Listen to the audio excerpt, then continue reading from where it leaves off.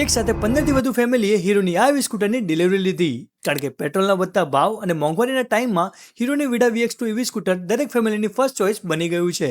અને કસ્ટમરના આ ડિલિવરી ડેને ખાસ બનાવવા માટે રાજ હીરોના પ્રીમિયર શોરૂમ પર એક ઇવેન્ટનું આયોજન પણ કરવામાં આવ્યું હતું. અને આ ઇવેન્ટમાં એક એવા ગેસ્ટને ઇન્વાઇટ કરવામાં આવ્યા હતા જે 11,100 કિલોમીટર હીરો વિડા સ્કૂટર ચલાવીને આખું ભારત ફરી રહ્યા છે.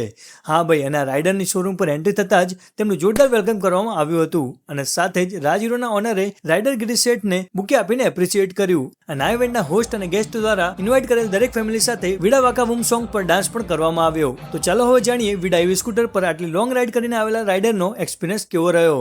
इसकी वजह से ना इंडिया बहुत नजदीक से देखने को मिला है और दूसरा ये चीज प्रूव किया है कि इलेक्ट्रिक स्कूटर में भी आप ऑल इंडिया घूम सकते हैं और वीडा में एक बेनिफिट आ गया है कि आपको रिमूवेबल बैटरी है, तो कहीं पे भी निकालो, ढाबे में बैठो, ठेले में बैठो, रेस्टोरेंट में बैठो, कहीं पे भी बैठ के चार्ज कर सकते हो. और चौथा इसका पावर, इस पावर की वजह से आप हाईवे में चला सकते हो. अगर पावर नहीं है तो आपको हाईवे में चलाने में दिक्कत होती है और लोग बहुत एनकरेज भी करते हैं इसके बारे में. इसमें आप एक मिसाल रख रहे हो कि लोगों को बता रहे हो इलेक्ट्रिक में भी आप लंबा सफर कर सकते हो, तो वो वाला एक्सपीरियंस रहा है. Thank you very much. Thank you so much.